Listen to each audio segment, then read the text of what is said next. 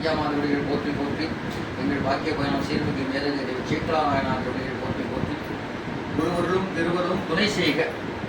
திருத்தொண்டர் மாபுராணத்தில் திருவைந்தெழுத்தை பற்றிய சில கருத்துக்கள் உங்களிடம் அடிநாயேன் பகிர்ந்து கொள்கின்றேன். திருச்சிற்றம்பலம். வேதங்கள், ஆகமங்கள், ஏனைய கலைகள் எல்லாத்துக்கும் ஆதாரமாக இருப்பது, உள்ளுரையாக இருப்பது ஈஸ்வருடைய ஸ்ரீ பஞ்சாட்சரம் என்று சொல்லக்கூடிய திருவைந்தெழுத்து மகா மந்திரமே ஆகும். இளநக்க நாயனா புராணத்திலே ஆசிரியர் பெருமான் அருளை செய்கின்றார். சுருதியே முதலாம் கலையின் உண்மையாம் எழுத்தஞ்சி.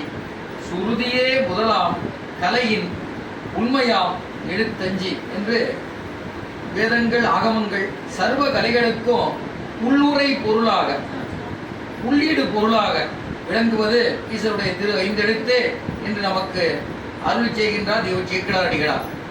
இனி திருமுறைகளுக்கும், திருமுறைகள் வன் தமிழார் எழுது மாமறையாகும், தமிழ் வேதமாகும். அப்படிப்பட்ட திருநெறிய தமிழ் வேத கீதமாகிய திருமுறைகளுக்கும் உள்ளுரை பொருளாக விளங்குவது ஈஸ்வருடைய திருநாமமே ஆகும் என்பதையும் முருகநாயனார் புராணத்திலே அருள் செய்கின்றார். பரமர் பதிக பற்றான ஓங்கிச் சிறந்த அஞ்செழுத்து. பரமர் பதிக பற்றான ஓங்கிச் சிறந்த அஞ்செழுத்து என்று அங்கே அருள் செய்கின்றார். ஆகவே தமிழ் திருமுறைகளாகட்டும், வடமொழி வேதங்களாகட்டும், சுருக்கமாக சொல்லப்போனால் சர்வ கலைகளுக்கும் உள்ளுரை பொருளாக விளங்குவது ஈஸ்வருடைய திருநாமம் என்று நமக்கு அந்த பொருளை வெளிப்படுத்தி காட்டி அருள்கின்றார் தெய்வ சேக்கிழார். இனி இத்திருமந்திரம் எல்லா மந்திரங்களுக்கும் முதல் மந்திரமாகும். ஆதி மந்திரம் அஞ்செழுத்தும் என்று திருஞானசம்பந்த பெருமான் புராணத்தில் அருள் செய்வார். அவர் புராணத்தில் இன்னொரு இடத்துல இன்னும் விளக்கி அருள் செய்கின்றார். முந்தை முதல் மந்திரங்கள் எல்லாம் தோன்றும் முதலாகும் முதல்வனார் எழுத்தஞ்சி. இதுதான் பாண்டிய நாட்டில் ஆளுநர் பிள்ளையார் திருக்கூட்டத்தோடு எழுந்தருள் இருக்கும் பொழுது, திருமணத்திலே தங்கியிருக்கும் பொழுது, ஆதிமந்திரம் அஞ்செழுத்தும் ஒதுவார் மாதிரத்திலும் மற்றை மந்திர விதிவருமே என்று அங்க அழகுபட நிறுவி காட்டுகின்றார். ஆதிமந்திரம் அஞ்செழுத்துங்கிறார்.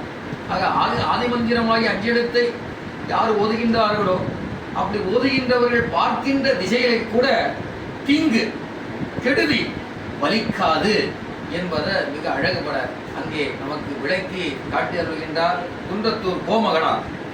இதையெல்லாம் மனதிலே வைத்துக் கொண்டால் அஞ்செழுத்து மந்திரத்தின் சிறப்பினை நாம் நன்கு உணரலாம்.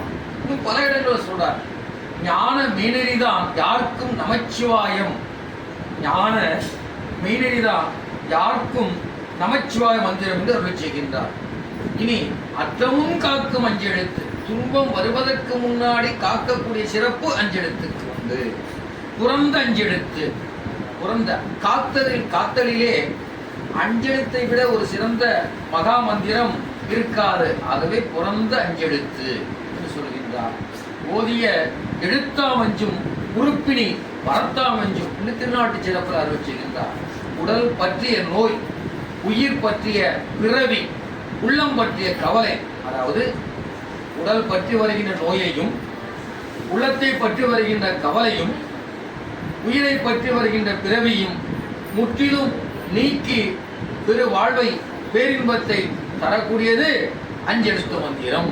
ஆகவே ஓதிய எழுத்தாமஞ்சும் உறுப்பினி வரத்தாமஞ்சும்.